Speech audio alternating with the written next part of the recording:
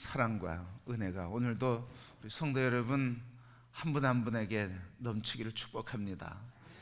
우리 같이 축복하며 인사하시겠습니다. 주님의 이름으로 사랑하고 축복합니다. 주님의 이름으로 사랑하고 축복합니다.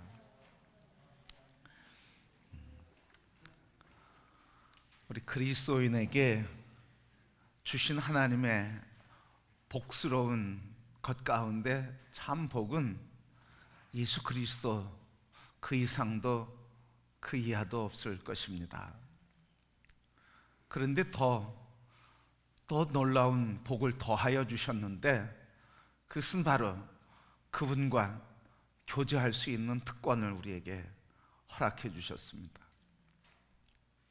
바로 예수 그리스도를 믿는 자마다 자녀 삼아 주시고 하나님을 아버지라 부르게 해 주시고 또 우리를 돕는 성령 하나님을 늘 허락하시고 동행해 주셔서 우리가 문제를 만날 때 그리스도 예수 안에서 성령의 능력으로 기도하게 하시고 또 기도할 때 하나님 응답하시며 그것을 우리에게 가르쳐 주시고 또 깨닫게 하시고 들려주시며 들려주신 그 말씀대로 살아갈 수 있는 힘을 주시는 분, 그분이 바로 성령 하나님이십니다.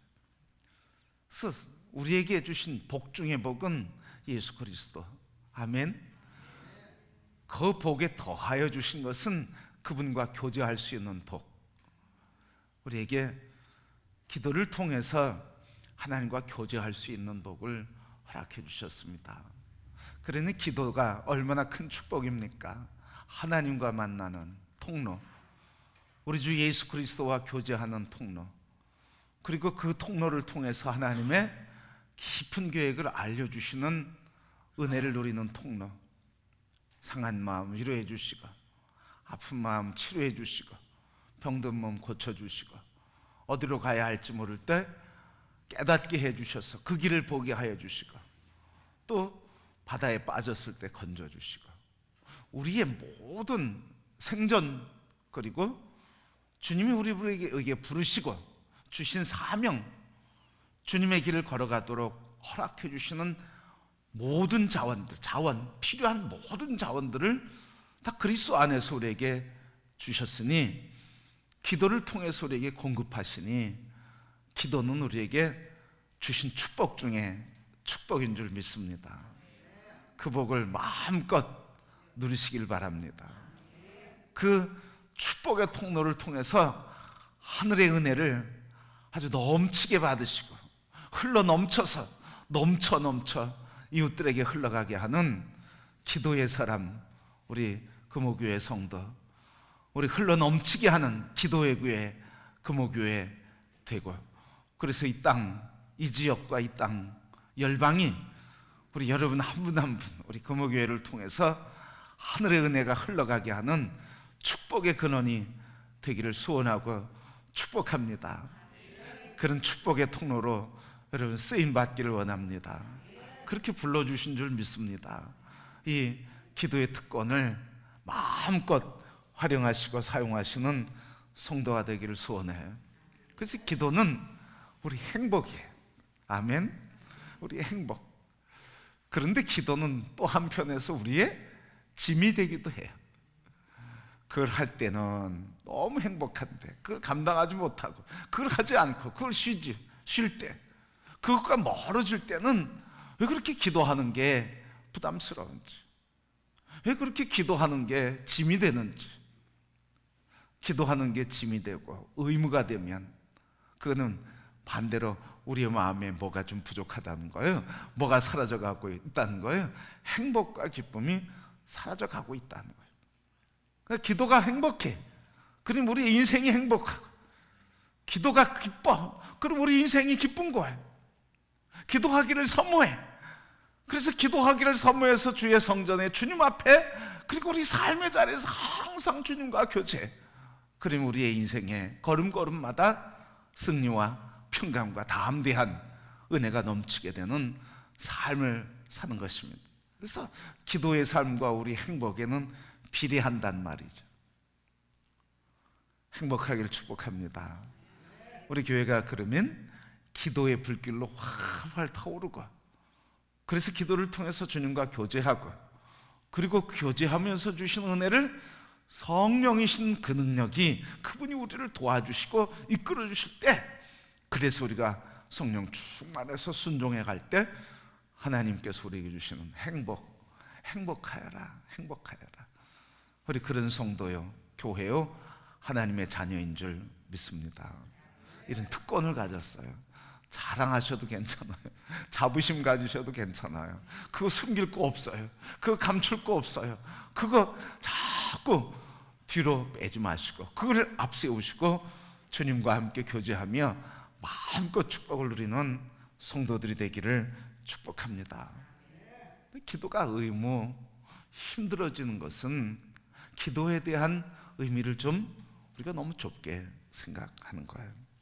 일반적으로 기도는 내 소원을 아뢰고 응답받는 거다, 그렇게 생각을 해요. 근데 참 기도는 어떻습니까? 예수 그리스도를 인격적으로 알게 되면 기도의 의미가 달라져요. 예수 그리스도를 내 인격으로 영접하고 내 생각과 마음과 삶의 의지와 결단과 꿈과 비전, 그 예수 그리스도를 만나는 그 순간 우리의 기도는 바뀌어진다는 말이죠. 우리의 기도의 의미가 바뀌어진다는 거예요. 그래서 우리가 내 소원을 아뢰고 응답받는 것의 의미가 아니라 누구의 소원을 듣고 주님의 소원을 듣고 주님의 뜻을 듣고 주님의 인도하심을 듣고 주님의 위로를 듣고 주님의 능력으로 입고 살아가는 것. 그래서 주님과 교제함으로 주님이 공급하시는 모든 자원을 통해서 주님이 우리에게 허락하신 삶을 살아가게 하는 축복의 통로요, 능력의 통로요, 승리의 통로가 된다고 하는 이 의미가 바뀌는 거예요. 그래서 기도하지 않으면 못 견디는 거예요.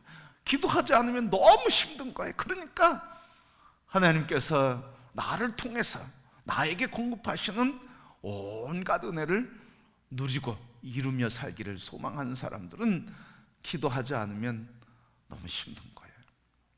그래서 주님 전으로 자꾸 찾아 나와서 기도하게 돼요. 마태복음 6장 8절 말씀 보면, 그러므로 그들을 본받지 말라. 구하기 전에 너희에게 있어야 할 것을 하나님 너희 아버지께서 아시느니라. 우리가 기도하기 전에 하나님이 아신대. 여러분의 문제를 아시고 여러분의 소원을 아시고 여러분에게 필요한 것을 아신대. 그래서 여러분 구하기 전에 이미 필요한 것을 다 아시고 주실 준비를 이미 다 마치셨어요. 그런데 주님께서 야고보서 4장 2절 말씀 보면, 너희는 욕심을 내어도 얻지 못하며 살인하며 시기하여도 능히 취하지 못함으로 다투고 싸우는도다. 너희가 얻지 못함은 구하지 아니하기 때문이요. 자, 다 하나님 준비하셨는데 우리가 받지 못하는 이유는 뭐라는 거예요? 너희가 애쓰고 힘쓰고 욕심을 내어도 살인하며 시기하도 능히 받을 수 없다. 왜냐하면 너희가 구하지 못하기 때문에 얻지 못한다. 그리고 우리 예레미야 33장 3절 말씀, 너희는 내게 부르짖으라. 내가 네게 응답하고 네가 알지 못하는 크고 은밀한 일을 네게 보이리라. 부르짖으라. 그럼 내가 네게 응답하겠고, 네가 알지 못하고 네가 보지 못하고 네가 깨닫지 못한 너를 인도하는 그 길을 보게 할 것이고, 그리고 너가 걸어가야 할 그 길을 알게 할 것이고, 너가 택해야 할 그 길을 내가 보여주겠다. 그런데 여러분, 왜 하나님은 아시면서 꼭 기도를 하라 그렇게 말씀하셨을까? 그냥 하나님 다 주시면 아시는 하나님께서 그때 그냥 채워주시면 되지 않으실까?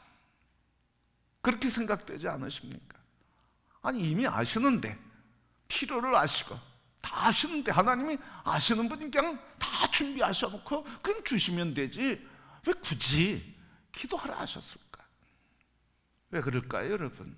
하나님은 왜 자꾸 다 준비하시고 있어야 할 것을 아시면서도 자꾸 부르짖으라, 기도해라, 그렇게 말씀하실까요? 거기는 하나님의 특별한 계획이 있다는 말씀이죠. 그 말씀 보면 에스겔 36장 말씀 35절 38절 말씀 보면 이렇게 기록했어요. 사람들이 황무지였던 이 땅이 이제는 에덴 동산처럼 되었다. 폐허가 되어 아무도 살지 않았던 성들마다 성벽들이 둘러쳐지고 사람들이 사는 마을이 되었다고 말할 것이다. 그때 너희 주변에 있는 나라들은 폐허로 변한 것을 나 여호와가 다시 세웠으며 황폐한 곳을 다시 건축하였다는 것을 알게 될 것이라.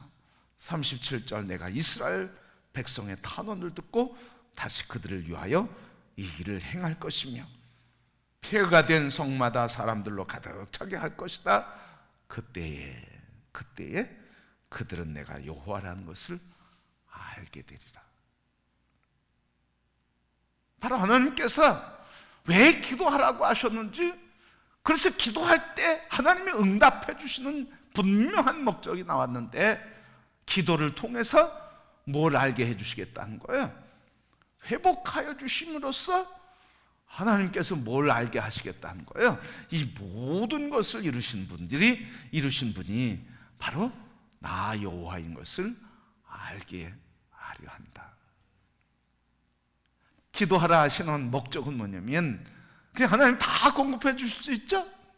다 응답해 주실 수 있어요. 다 우리에게 공급하셔요. 그런데 그러면 공급하신 것이 하나님인지 아닌지 잘 알 수 있을까요? 없을까요? 잘 모르겠죠. 우리가 필요할 때마다 그냥 다 알아서 채워주면 그게 하나님이 주신 건지 하나님이 응답해 주신 건지 잘 알지 못할 거예요. 그런데 기도할 때 응답해 주시면 하나님이 하셨구나, 하나님이 하셨구나, 그런 것을 우리가 알게 된다 하는 말씀이죠. 그래서 기도함으로써 하나님이 이루어주신 것을 경험하게 되고, 그래서 하나님께서 살아계시고 나를 사랑하시며 응답하시는 하나님의 은혜가 내게 있구나 하는 것을 깨닫게 되고 감사하게 되는 거예요. 그래서 기도는 우리가 하나님을 알고 경험하게 되는 통로가 된다는 말씀이죠. 기도 응답이 안 돼도 그때 어떻게 하나님께서 안 응답하시고 더 기도하게 하시며 알려주시고 또 나중에 기도에 응답하심으로써 뭘 더 분명하게 드러내시는 거예요? 하나님이 살아계시고 하나님이 나를 사랑하시는구나. 그래서 하나님을 경험하는 데 더 분명해지는 거예요. 그래서 여러분, 기도가 늦어지면 늦어질수록, 안타까움이 크면 클수록 하나님을 경험하는 강도는 더 넓어지고 깊어지는 거예요. 그러니까 바로 우리가 기도해야 할 이유는 문제가 해결되는 것, 그게 목적이 아니라, 기도하는 것은 바로 살아계신 하나님이 나의 하나님 되신 것을, 그래서 하나님이 주권자인 것을 드러내게 하시기 위해서 기도하라고 하신 것이니까, 우리가 기도할 때마다 하나님은 영광 받으시는 거예요. 왜?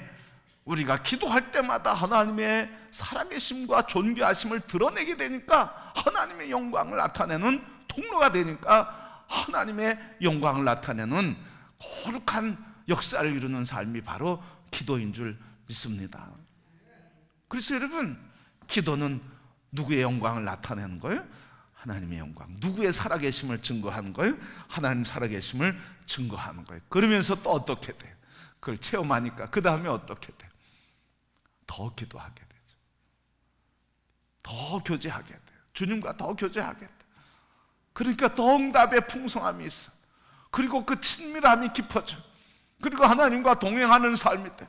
그러니까 자꾸 기도하면 하나님 살아계심을 보여주고, 그래서 그 능력과 은혜 안에서 더 기도하게 되고, 그래서 또 응답 더 풍성하게 받고, 그래서 시련과 고난과 역경을 와도 그것을 이길 수 있는 힘을 받고, 세상을 큰 흔들림 없이 이겨나가니까 우리의 신앙의 구조가 악순환이 아니라 선순환이 되는 거예요. 그러니까 기도가 없으면 무슨 순환에 빠져요? 악순환에 빠져. 한번 우리 인생을 점검해 봐야 할 거예요. 자꾸 일이 꼬인다. 일이 문제가 해결되지 않는다. 내가 주님과 교제하고 있는가? 교제하고 있는데도 응답이 늦어진다. 그것은 하나님께서 더 큰 역사를 이루시기 위한 준비라 하는 것을 우리는 기억해야 할 줄 믿습니다. 그래서 여러분, 돈 있다고 해서 문제가 다 해결되는 거 아니잖아요. 문제가 해결된다고 다 행복한 거 아니잖아요. 물질적으로 다 공급된다고 다 행복한 거 아니잖아요. 물질이 있어도 행복할 수가 없어요. 학자들이 얘기하는데 한 달에 수입 450 정도만 되면, 한 달에 450 정도만 생활비를 쓰고 한다 그러면 보통 그 행복을 느끼는 지수는 비슷해진대. 450만 원. 월급 450만 원 말고 쓰는 거 450 정도 쓰면 그냥 느끼는 행복 지수는 비슷해진대. 1억을 버는 사람이나 1,000만 원을 버는 사람이나 비슷해진대. 그러니까 여러분, 인생의 문제가 해결됐다고 다 행복한 게, 돈이 많다고 다 행복한 게 아니에요. 돈 많은 사람이 무임해지니까, 다 만족하니까 인생의 의미를 찾을 수가 없어. 그러니까 자꾸 음란에 빠지고, 그리고 마약에 빠지고, 그리고 사회가 부패하는 일에 그 사람들이 앞장서요. 가난해 보세요. 힘들어 보세요. 그리고 고생스러워 보세요. 그리고 한 발걸음만 더 내딛으면 이제 삶이 개선될 거라고 하는 기대와 꿈과 소망이 있어 보세요. 어떻게 그렇게 향락에 빠질 수가 없어요? 잘못된 특별한 사람에는 그렇게 빠질 수가 없어요. 그러니까 다 채워져. 그러니까 삶이 행복할 것 같은데 그 채워지는 끝에 행복이 아니라 뭐가 찾아오는 거예요? 인생의 무의미가 찾아오는 거예요. 그러니까 의미 있는 일은 뭘까? 재미있는 일은 뭘까? 그래서 말초신경을 자극하는 쾌락에 빠지게 되는 거예요. 그러니까 사회가 발전하면 발전할수록, 그래서 경제가 풍성하면 풍성해질수록 그와 함께 영적인 풍성함이 같이 가지 않으면 반드시 사회는 부패하고 타락하게 돼 있어요. 그러니까 우리 한국 사회가, 기독교가, 우리 교회가, 우리 그리스도인들이 이 시대에 하나님의 거룩한 나라를 세우는 방부제가 돼야 되는데, 요즘 우리가 기도할 때마다, 그리고 이야기할 때마다 그리스도인의 사명 얘기하지 않잖아. 제가 잘할 때는 여러분도 마찬가지일 거예요. 제가 어렸을 때부터 신앙생활 하면서부터 교회에서 기도하는 걸 들어보면, 대표 기도할 때 대부분 기도하는 걸 들어보면 빛과 소금의 삶에 대해서 늘 고백했어. 빛과 소금의 삶. 근데 지금 빛과 소금의 삶에 대해서 얘기하는 게 줄어들었어요. 강도가 달라졌어요. 그냥 삶에 힘들고 지치고 아프고, 그리고 부와 풍요와 그렇게 그런 것들을 많이 했단 말이에요. 바뀌었단 말이죠. 그러니까 오늘 우리 교회가, 교회인 우리 자신들이 이 땅에 하나님의 나라, 부패하고 썩어져가는 세상에 소금과 빛의 역할을 감당하기 위해서 우리가 해야 할 일이 있다는 말이에요. 뭐예요? 하나님과 깊은 교제, 주님과 깊은 교제. 바로 대표적으로 되는 게 기도. 기도를 통해서, 그런 행위 자체가 아니라 기도를 통해서, 기도의 시간을 통해서 주님과 깊은 만남. 그래서 주님이 내 안에, 내가 주님 안에 사시는 삶, 주의 말씀이 내 안에, 내가 주님 말씀 안에, 성령님이 내 안에, 내가 성령님 안에 거하시는 삶, 이런 교제의 삶을 통해서 우리가 성화되고 성령이 끌어가는 삶을 통해서 우리가 그리스도 예수 안에서 온전히 살아갈 때 빛과 소금의 역할을 하려고 애쓰지 않아도 우리 안에 빛이 드러나게 되고 소금의 맛을 드러내게 되고, 그래서 썩어져 가는 세상에 주님의 나라, 주님의 공의, 주님의 평화, 방부제 역할을 할 수 있는데, 이게 약화되면 그 일을 감당할 수가 없다는 말이죠. 안타까운 현실이잖아. 그러면서 우리의 책임이잖아. 기도하면 옛날엔 다 집회하는 거 생각했는데 이젠 기도원들 생각이 안 나. 우리도 기도원 언제 가봤는지 그냥 웃고만 있지요. 언제 가봤는지 몰라. 그렇게 뜨겁던 것들은 그냥 추억의 한 그림으로 남아있고, 현재는 그 추억을 그냥 돌아보는 것으로 만족해. 이 변화되는 세상, 부패하는 세상 막아서서, 그리고 이 세상에 우리 그리스도인들이, 교회가 함께 막아서서 더 이상 안 됩니다. 하나님, 우리가 그 짐을 짊어지겠습니다 하면서 십자가를 짊어지고 이 시대를 막아서고, 그래서 부패한 것을 막아서는 교회와 성도가 돼야 되는데, 우리가 기도를 잃어버렸단 말이죠. 하나님과 교제를 잃어버렸단 말이죠. 그러니까 능력을 공급받지 못하니까 늘 쓰러지고 넘어지고 패배감으로 살아가게 되는 거예요. 그래서 물질이 채워진다고 행복한 게 절대로 아니라는 거예요. 성공했다고 절대로 아니라는 거예요. 이런 사회에 이런 피라미드 구조가 돼 있어요.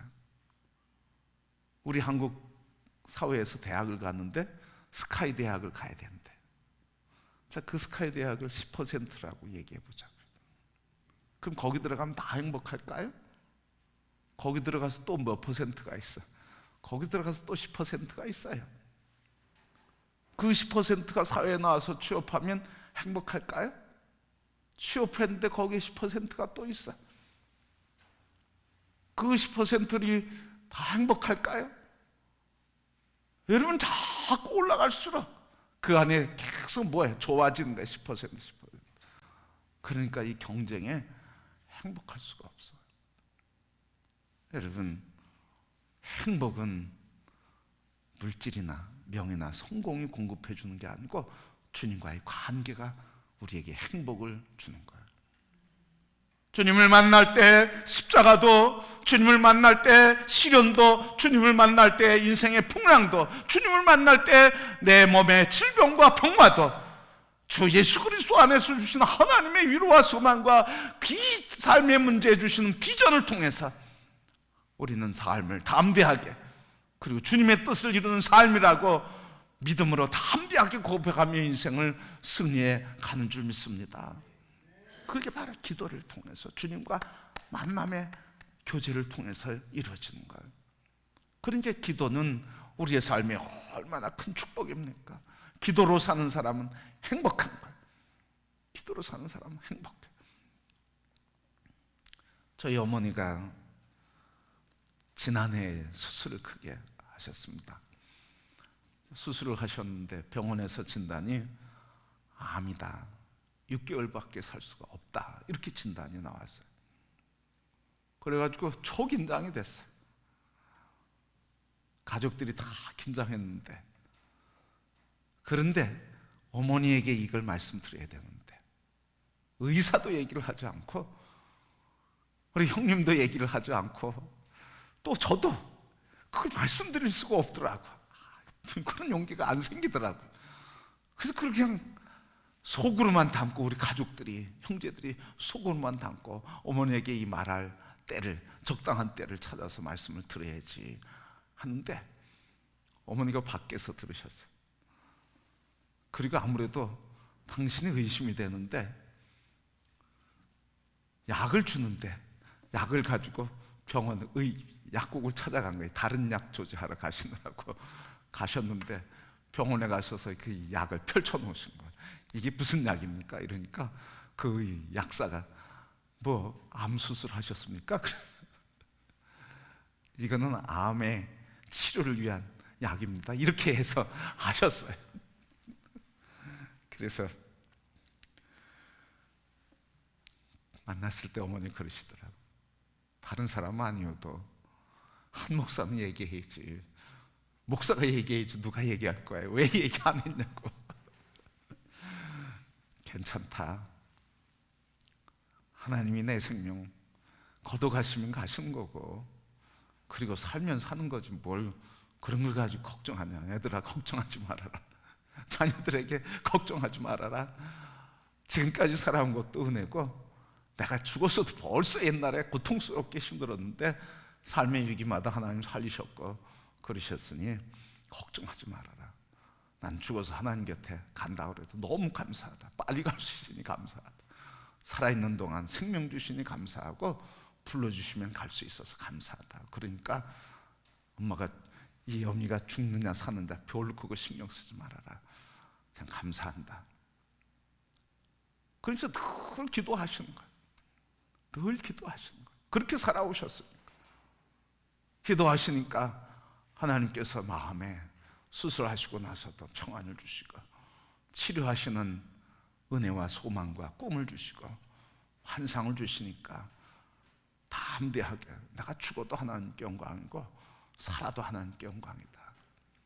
그러면서 지금 1년 반, 2년여 가까이 오는데 그냥 건강하게 살아가고 있어요. 건강하게 활동하세요. 그 지난 주간에 검사 받으셨는데 괜찮다. 다 더 낮은 것 같다고 하신다. 더 낮은 것 같다고 하신다. 간에 치수가 조금 높아졌을 뿐이지 다 괜찮다고 하신다. 좀 더 개선됐다고 하신다. 그 전에도 개선됐다고 그러고 지금도 개선됐다고 그러시죠. 그러니까 주님 앞에 내 뜻이 아니라 주님의 뜻을 듣기를 소망하며 주님의 뜻을 묻고 그것을 구하는 사람에게는, 그래서 기도해 교제를 통해서 주님과 만나는 사람은 죽음이 두렵지 않다는 거예요. 담대하게 감사하고 행복해서 지금도 그렇게 기도하시면서 사셔요. 그 연세에도 그냥 주일날 못 오게 하시니까 못 가시고, 어르신들 못 오게 하니까 교회에서 못 오게, 도시가 하듯이 하니까 못 오게 하셔서 못 가시지만 그래도 예배 드린다 하시면 주일날 지금도 예배 드리시는 거예요. 모이게 되면 걸어가셔서 걸어오시고 하시는 거예요.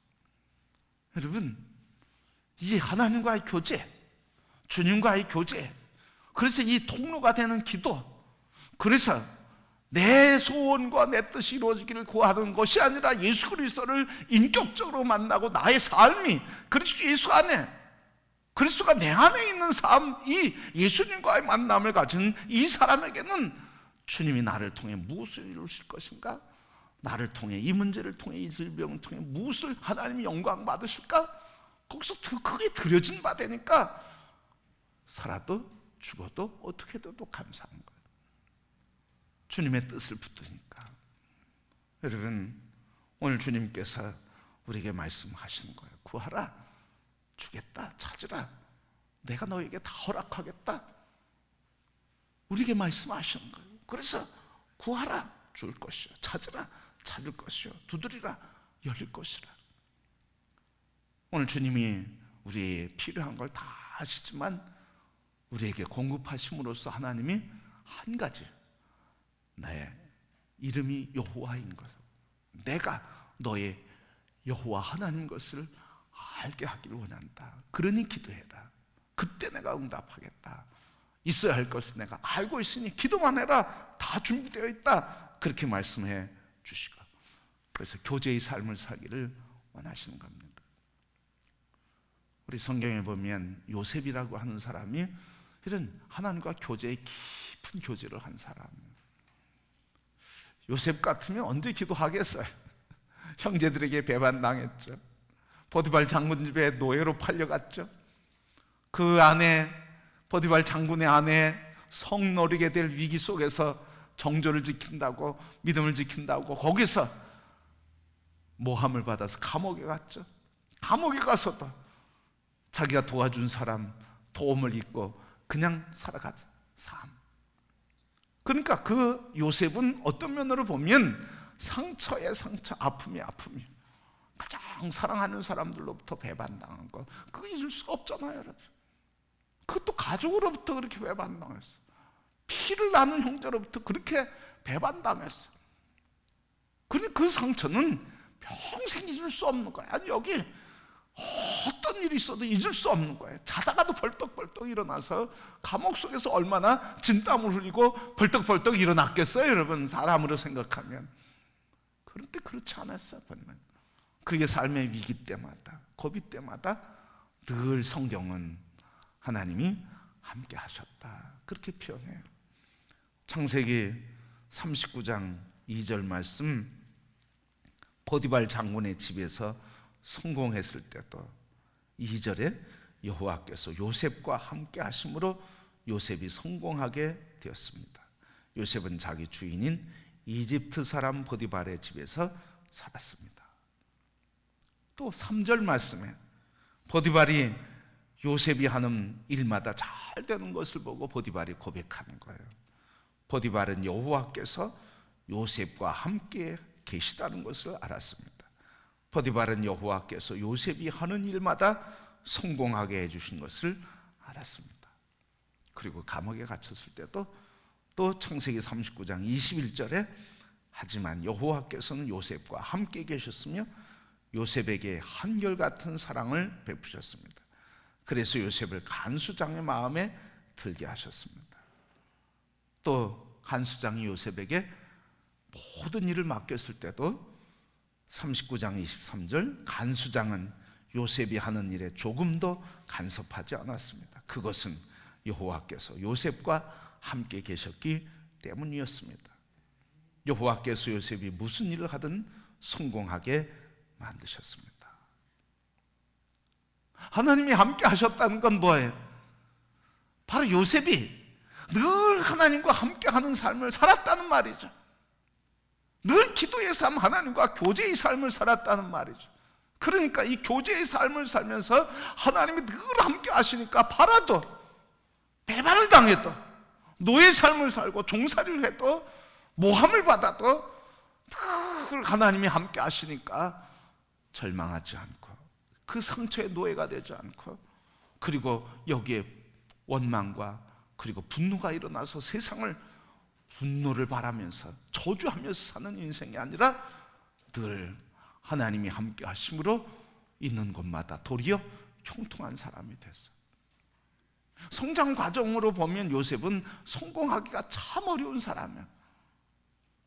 그런데 그가 하나님의 사람으로 이집트의 총리가 될 수 있었던 것, 그건 하나님과 교제하는 사람 뿐만 아니라 꿈 해몽할 때도 뭐라고 얘기해요? 요셉이 바로 앞에서도 뭐라고 얘기해요?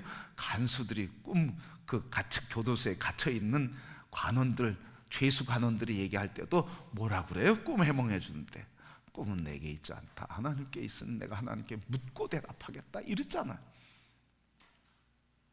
그래요 여러분, 인생 만나는 문제 때문에 한탄하지 마세요. 절망하지 마세요. 그것 때문에 억울함, 그것 때문에 분노, 그 화신이어서 원수 갚으려고 보복하려고 하지 마세요. 주님 앞에 엎드리고 주님 붙들고 주님과 교제할 때, 그래서 이 기도의 통로를 통해서 주님 우리 안에 오시고 우리가 주님 안에 거하며 주님이 함께 하심으로써 요셉을 일어나게 하시고 승리케 하신 것처럼 그 형제들 만날 때 당당하잖아요. 뭐라고 그래요? 당신들이 날 여기에 판 게 아닙니다. 하나님이 먼저 나를 여기에 보내셨습니까? 멋쟁이잖아요 여러분. 이런 멋진 삶을 사는 거예요. 우리 그리스도인 이런 멋진 삶을 살게 하시는 그 능력이 예수 그리스도와 교제할 때, 우리 세상을 향해서 요셉과 같은 이런 당당함으로 살아가야 되지 않겠습니까? 주님이 그를 통해서 우리를 그렇게 살게 하심으로써 우리가 그 삶의 순복함으로 하나님이 영광 받으시지 않겠습니까? 여러분, 우리 자신이 언제까지 절망의 노예, 불안과 두려움과 그리고 여기서 불타오르는 원수가 품의 노예 속에서 살아가겠습니까? 주님과 교제하는 시간, 기도하는 시간, 그 시간이 나에게 어느 시간보다 가장 행복한 시간. 그래서 내 기도하는 그 시간, 내게는 가장 복 있고 행복하다. 여러분, 오늘 우리 그리스도인들은 어떤 사람이? 뭐로 사는 사람이? 기도로 사는 사람. 우리 매월 첫 주일 2부 예배 후에 또 수요일 예배 후에 5분 기도 콘서트 할 때 어디서 한다고요? 이 재단에서 한다. 강단 기도. 하나님이 강단에서 생명수이신 예수 그리스도만 흘러나오게 하옵소서. 하나님, 이 강단에서 말씀을 대언하는 목사에게 생명이신 예수 그리스도 그분의 말씀과 그분의 교훈과 그분의 뜻만을 선포하게 하옵소서. 목사를 위해서 주님, 강단에서 홀로 나오는 주님의 말씀으로 인해 우리 온 성도들이 생명의 물로 충만하시고 예수 그리스도로만 충만한 주의 자녀들이 되게 해 주옵소서. 그래서 물이 바다를 덮은 것 같이 오늘 여기에서 생명샘이 솟아올라 물이 바다 덮은 것 같이 온 세상을 덮는 강단이 되기를, 그래서 우리 성도들이 함께 기도해야 할 줄 믿습니다. 그러면서도 저 목사가 좀 믿음이 좀 부족해서 걱정이 돼. 왜 걱정이 되시는지 아세요, 여러분? 우리 너무 점잖해. 그래가지고 먼저 나서는 걸 참 꺼려해. 꺼려하지 마시고 이리 나오세요, 여러분. 방석 여기 다 갖다 놓을 테니까 들고 여기 나와서 기도하세요. 거기 앉아있는 거, 여기 앉아있는 거, 여기 안 올라와 봐서 굉장히 불편할 수도 있어요. 근데 여기 뭐 주님이 계신 것, 거기 주님이 계신 것 다 같이 마찬가지. 여러분, 우리 함께 이 강단에서, 이 제단에서 생명수이신 예수 그리스도가 흘러 물이 바다 덮은 같이 온 세상에 흘러 덤치게 해 주옵소서. 또 하나님, 담임 목사 말씀을 전할 때 예수 그리스도 말씀에 붙들려서, 성령에 붙들려서 말씀 전하게 하시고 그 말씀을 듣는 우리 모든 성도들에게 함께 생명의 말씀, 생명수로 넘치게 해 주옵소서. 아멘. 그렇게 되기를 원하십니까? 그래서 생명수이신 예수 그리스도가 내 안에 오기를, 그 말씀을 대언하는 그리고 전하는 설교자 목사를 위해서 그렇게 기도하시고 그 말씀을 들을 때 우리 영혼이 생명수로 가득하도록 같이 기도하시는 거예요. 그래서 꼭 세 가지 기도해야 되겠죠? 무슨 기도? 예수 그리스도 구하는 기도. 두 번째, 잘 익숙치 않아. 두 번째, 누구를 구하는 기도? 담임 목사님 설교할 때 예수 그리스도만 그리고 성령에만 붙들려서 전하게 하옵소서. 세 번째, 우리 듣는 온 성도들이 함께 예수의 영으로만 충만하고 말씀으로만 충만하게 해주셔서, 그래서 어떻게 하자고요? 이 말씀의 은혜와 은혜의 강물이 흘러 교회 문 밖으로, 우리가 삶에 딛는 곳마다 뭐가 철철철 넘치게? 생명의 물이신 예수 그리스도가 우리가 딛는 곳마다 거기 흘러가게. 그래서 우리 삶의 자리가 주님의 나라, 우리 교회를 통해서 생명의 강물이 지역과 세계에 흘러가도록 그렇게 기도하셔서 우리 교회가 이 시대에 하나님의 역사를 짊어지고 또 쓰시는, 그리고 찾으시는 그 역사에 온전히 쓰임받는 우리 교회와 또 성도들이 되기를 소원하고 축복합니다. 우리 그리스도인은 뭐로 사는 사람들? 기도로 사는 사람들. 아멘. 우리 내 생애 21일 마지막 삶을 사는데 내일 또 오늘 하니까 피곤들 하셔서 많이 못 나오신 것 같아요. 그래도 여러분, 이 기간은 3주면 끝납니다. 그 시간을 견디고 나오는 것도 훈련이에요. 항상 주님을 예배하고 기도할 수 있는 것도 훈련이에요. 여러분, 이제 남은 절반의 시간, 좀 절반 더 남았는데 절반의 시간 함께 하셔서 우리 마지막까지 내 인생 마지막 21일 주님과 함께 걸어가는 삶을 통해서 21일을 어떻게 살 것인가 주시는 말씀을 통해 함께 주님 오실 때까지 승리하는 우리 성도들, 하늘의 은혜를 누리는 거룩한 삶이 되기를 주의 이름으로 축복합니다.